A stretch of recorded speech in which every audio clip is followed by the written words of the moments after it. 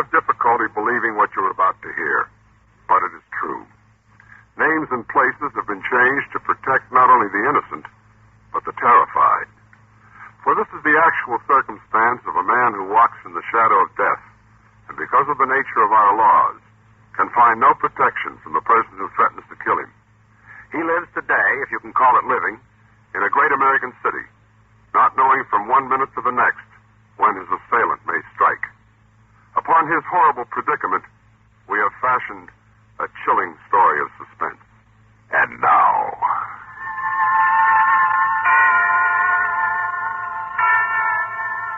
No Hiding Place, starring Jim Amici. A tale well calculated to keep you in suspense.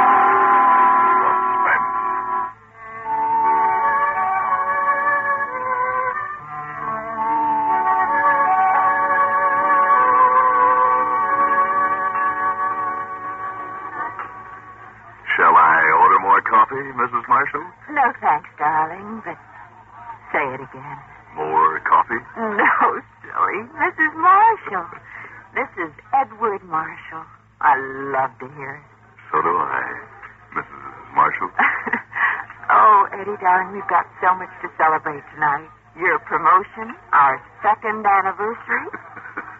Our second anniversary. Well, we've been married a whole 2 weeks. Sue, darling, do you realize that at this rate we'll celebrate our golden wedding anniversary before we've been married a year? Our golden wedding day. Oh, darling, it's so wonderful to be able to look forward to it. The real one, I mean. Sue, what's the matter? That man Where? over there at the bar. For a moment, I thought it was... Carl? Can't be. Silly of me. Oh, just look at this dress. Coffee all over it. Here, let me help. But it couldn't have been Carl, could it? Of course not. But even if it was, you're not married to him anymore. No, and I never want to see him again. That's why I left New York, to get away from him. Oh, such a mess. Darling, I'll have to go to the powder room to clean this off. Do you mind? Take your time, darling. Oh, waiter. Check, please. What's your hurry, Eddie? It's early yet. Huh? Who are you? Carl. Carl Myers. But I thought that I was in New York. Not since Sue ran out on me. Just took me a while to catch up with her. You followed her here? Yeah. Maybe we'd better get one thing straight right now. Sue wants no part of you. She never wants to see you again. Oh? And you poisoned her mind against me. How could I? I don't even know you. I don't know anything about you. You don't have to know anything to make up lies about me. Lies? Look, Myers, this is ridiculous. Why should I make up lies about you? How else could you have taken her away from me? What do you mean, take her away from you? I mean, you broke up my marriage with lies. Broke up your... Why, I never even met Sue until months after she divorced you. That's your story. Now, look, Myers, whatever went wrong with your marriage had nothing to do with me. But I'll bet it wasn't Sue's fault either. Are you accusing me? If you want to put it that way, yes. You had your chance with Sue, you failed. I did not fail. It looks that way to me. No, it wasn't me. It wasn't my fault. Well, no matter whose fault it was, Sue's married to me now, and there's nothing you can do about it. Yes, there is, Eddie. There's something I can do. Something I'm going to do. What's that? I'm going to kill you. Oh, come on now. The coffee came right out. All it took was a little... Hello, Sue. What do you want, Carl? I just happened to be in town on business. Your business wouldn't bring you to this town. Well, I changed jobs, you see, and... You got fired, more likely. Sue, I think we better be going. Let me buy you a drink, just for old time's sake. I saw enough drinking when I was married to you. Eddie, let's go, please. Eddie? What? Remember, I'll be seeing you.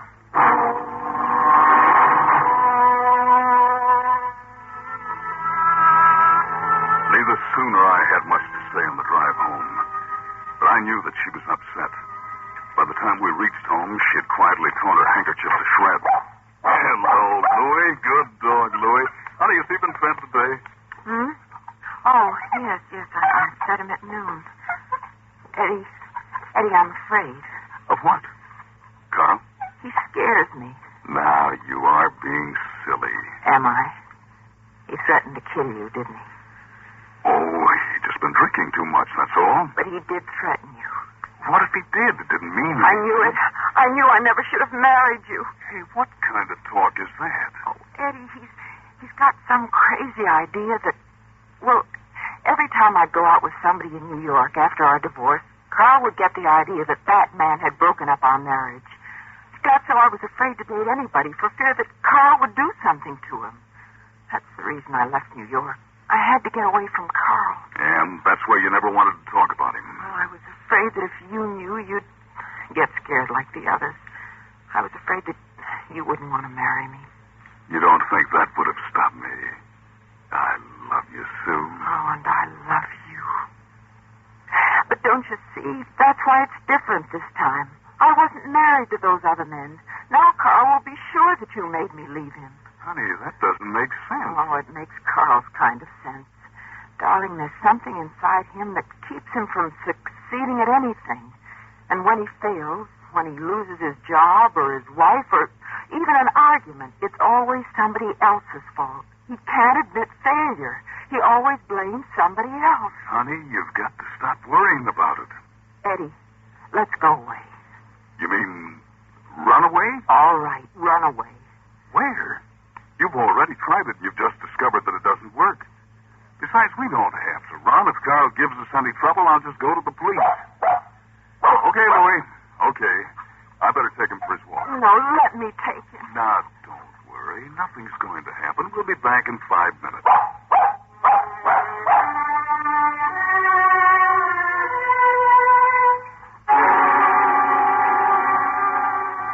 Louis had almost completed his inspection of the neighborhood when I suddenly realized that someone was following me.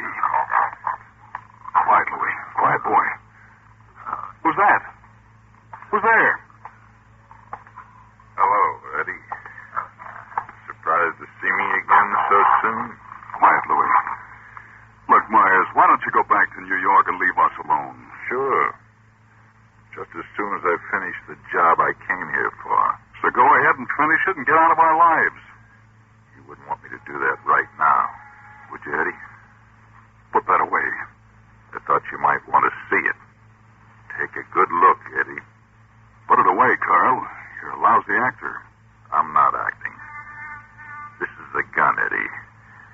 This is the gun I'm going to kill you with. I'm warning you, Carl. Put that gun away or I'll... You'll what? Go to the police, maybe? There's a police station right around the corner. Come on, I'll go with you. What? Sure. Won't do you any good. I can kill you any time I want to, and you can't stop me. The police can't stop me.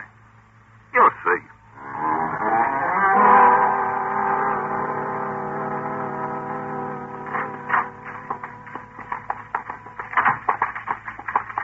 Sergeant, I need a little help. All right, son. What's the trouble?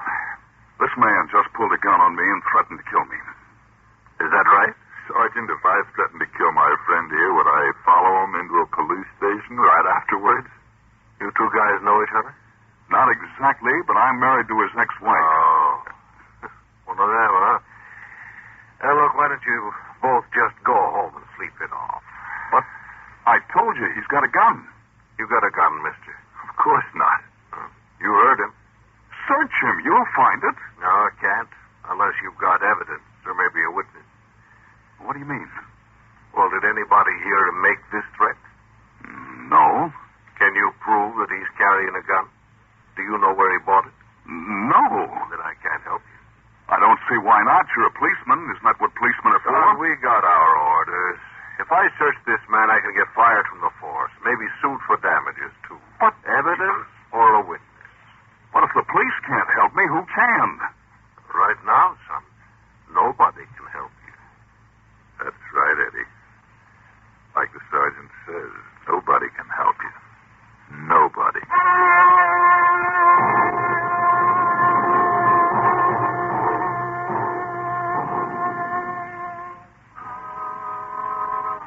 I couldn't believe what the sergeant told me, that no one could help me. But after all, he was only a precinct sergeant. So the next morning, I went straight to police headquarters, to the homicide bureau. I was sure I could get help there. Well, it's like this, Mr. Martin, is it? Marshall. Well, it's like this. We can't pick this guy up for intent to kill just on your say-so. If we did things like that, every man with a grudge against his next-door neighbor would be down here claiming the guy had threatened to kill him. But Carl Myers did threaten me. Yeah, that's what you say. But you also tell me that he denied it. That's your word against his. Who are we supposed to believe? We're policemen, not mind readers. There must be something you can do. Yeah. Well, is he clean? Clean? Yeah, clean. Does he have a police record? Oh. No, I don't think so. I'm sure he doesn't. Oh, it's too bad. See, if he did, we could chance picking him up. But not if he's clean. Then you can't help me. Look, Mr. Martin, it's... Marshall. Yeah. Well, Mr. Marshall, we get complaints like this every day. You see, somebody's always threatening to kill somebody. You know how many of them actually do? No. Maybe 1 in 5,000. That's all. Out of 5,000, just one. And what if I'm that one?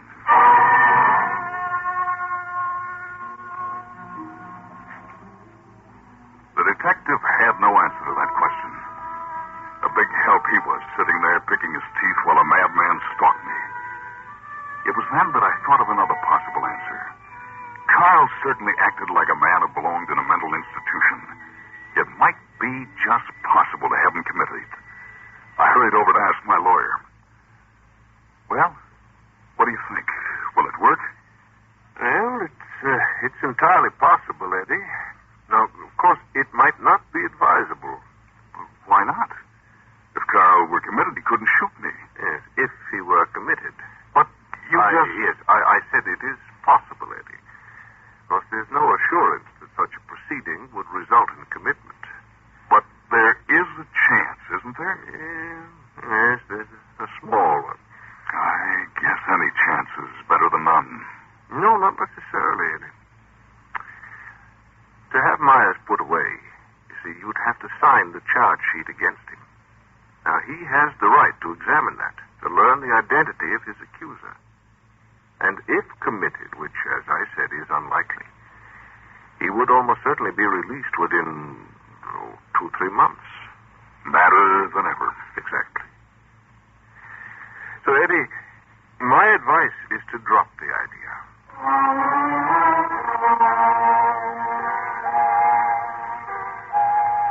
And so another door closed in my face. But I wasn't through yet. There was a higher authority which could order the police to arrest Carl, the district attorney. But, Mr. Marshall, even if we found a gun on this man, we couldn't use it as evidence against him. The law won't let us. That's crazy. What kind of a law is that? It's a decision of the state Supreme Court. Similar rulings have been handed down in several states. Their principle is to ensure the individual's constitutional right of freedom from unreasonable search and seizure. Even if the individual is guilty? Even if he's a homicidal maniac? All men look alike to the law, Mr. Marshall. It protects the guilty as well as the innocent. The police sergeant was entirely right when he asked you to produce evidence or a witness. If you can't, I can't order Carl Myers arrested. Not at least until he commits an overt act. What would you call an overt act? An attempt to kill you? You mean I've got to get murdered before you can help me? Well, let's hope it doesn't come to that. But you're telling me it has to come to that, aren't you? Mr. Marshall, let's not get excited. Not get excited? You tell me the law can't help me. You tell me you'll arrest Carl Myers after he kills me, and you tell me not to get excited. How would you like to be in my shoes right now? Suppose you tell me that. Well? Mr. Marshall, just between us, I'd be scared to death.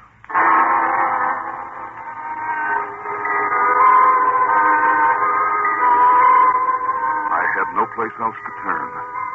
Carl had been right. Nobody could help me. Nobody. As I left the courthouse, I felt I was the loneliest man in the world. I was starting across the street, laughed in my own fear. Eddie, you ought to watch where you're going. I'm going to run you down. Real easy. You were trying to hit me. No, Eddie, I just wanted you to realize how easy it is to kill a man. But when I kill you, it won't be this way. I wouldn't want you to think you were dying by accident. Let me see here.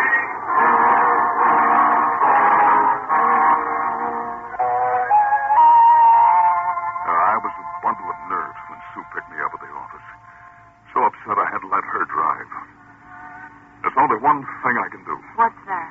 Get a gun and kill him. Eddie, you couldn't. Why not?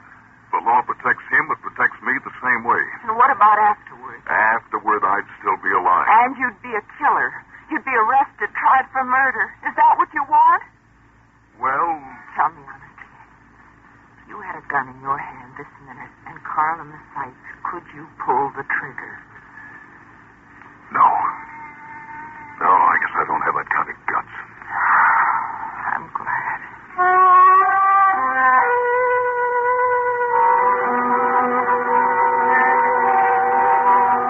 The situation was incredible.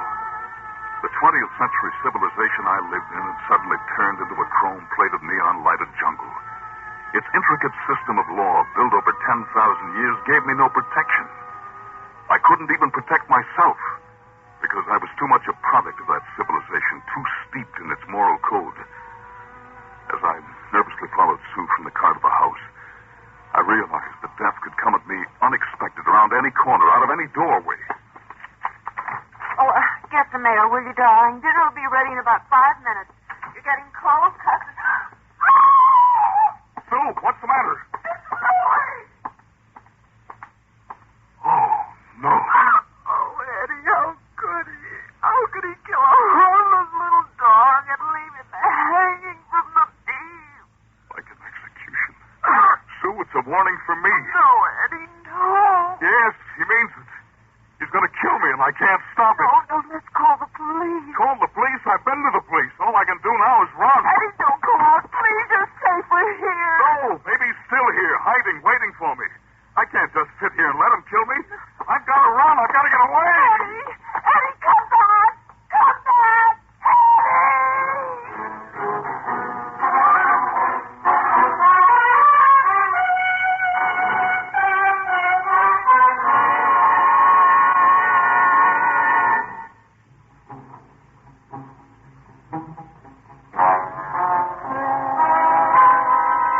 The sight of the dog hanging in the living room had completely terrorized me. Now I was operating solely on fear. My only thought was to find the crowd and lose myself in it. The only way Carl would dare try to kill me would be if he could catch me alone. Just ahead of me, I saw a crowd coming out of the theater. I hurried to join them, elbowed my way toward the box office. Inside, I'd be surrounded by people. I'd be safe. One, please. That'll be $1. Huh? Carl. $1, please. Oh, it can't be. It can't. Don't hold up the line, please. Do you want a ticket or don't you? I backed away from the window in horror. Through the glass of the ticket seller's face, Carl's face leered at me. I turned and ran. Can't be Carl. But it is. Am I going crazy? I can't take a chance. I've got to get out of this neighborhood. That bus. Hey, driver, wait! I want to get on! Fares, please. Have your fares ready. How much is a round trip to the end of the line back? We're not coming back, Bud. We're going to the barn. You again? Let me off. What's the matter, buddy? Let me off. Open the door. I've got to get off. Okay. It was crazy. The driver couldn't have been Carl. Carl couldn't be everywhere. In my panic, I was imagining things. There's a slight resemblance, that's all. I looked around. I was alone. The street was dark, deserted. There was a neon light a block away, and I started toward it. My footsteps echoed in the quiet street. Or was it an echo?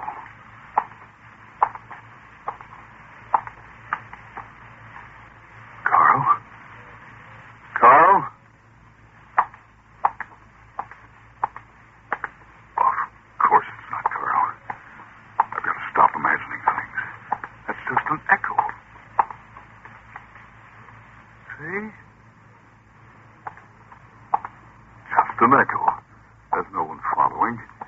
No one. Almost to that light. I've got to make it before the echo catches me. I've got to run faster. Hey. Here you go. No, let go. Let me go, Carl. Hey. Wait. Take it easy, mister. What's the trouble? Huh? Oh, nothing. Nothing, officer. You scared me coming around that corner, that's all. No trouble. Yelling for the police? nobody can help. Thanks anyway. Good night, then.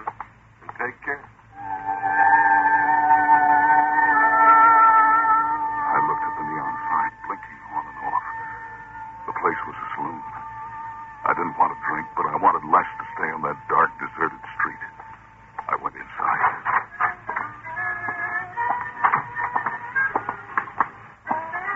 All you have, mister? A cup of tea, please. Tea? Hey, look, we got booze and we got beer. Which will you have? Oh, I guess booze. Yeah.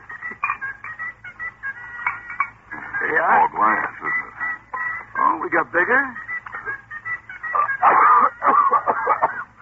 No, thanks. This is adequate.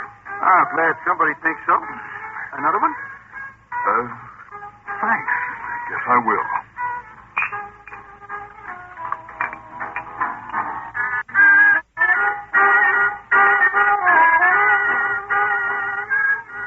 I don't know how long I sat there.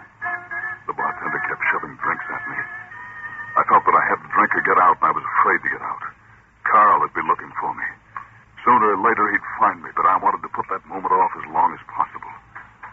Time was passing too fast. The hands of the clock behind the bar crept closer and closer to 2 o'clock. I dreaded the coming of that hour. It's closing time, Bud. 2 o'clock. Give me another drink. I'm sorry I'm closing up.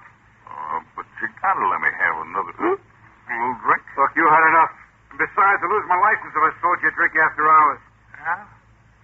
Well, let me tell you a story, then. The funniest thing happened. I'm sorry, mister. We're closed. That's all right. I was just looking for my friend here. Carl. Ready to go, Eddie? No, not with you. Oh, now, come on. Eddie, it's late. Well, I'm sure glad you showed up, mister. I hate to see him leave here like that without somebody to steer him home, you know what I mean? I know.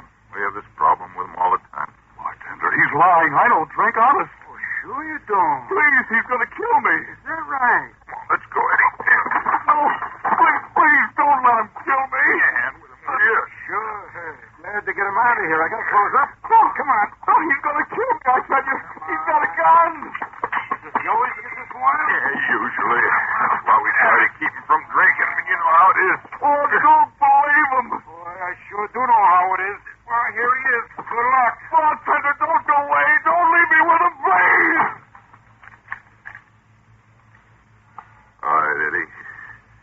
Let's get it over with. Into the alley there. Everything working perfectly for you, isn't it, Carl? Sure it is. Into the alley. All right. Go ahead, shoot me. But what'll that prove? You'll still be a failure. What? You can't face it, can you? How many husbands of Sue's are you going to have to kill before you can admit you're a failure? I'm warning you. Don't say that. Go ahead, shoot. Add another failure to your list. I'm not a failure. I am not. Hey, what's going on there? Get back. Get back or I'll kill you, too. Stop it, mister. No, get back. Get back, Albert.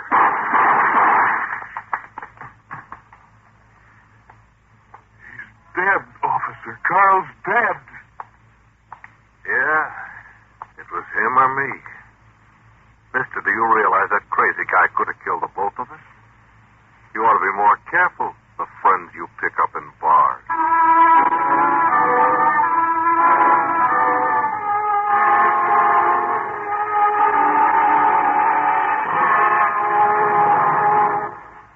Suspense, in which Jim Amici starred in William N. Robeson's production of No Hiding Place, written William Walker and Morris Lee Green. Supporting Jim Amici in No Hiding Place were Shirley Mitchell, Barney Phillips, Lawrence Dobkin, Jack Crucian, and Wendell Holmes. Listen. Listen again next week when we return with another tale well calculated to keep you in suspense.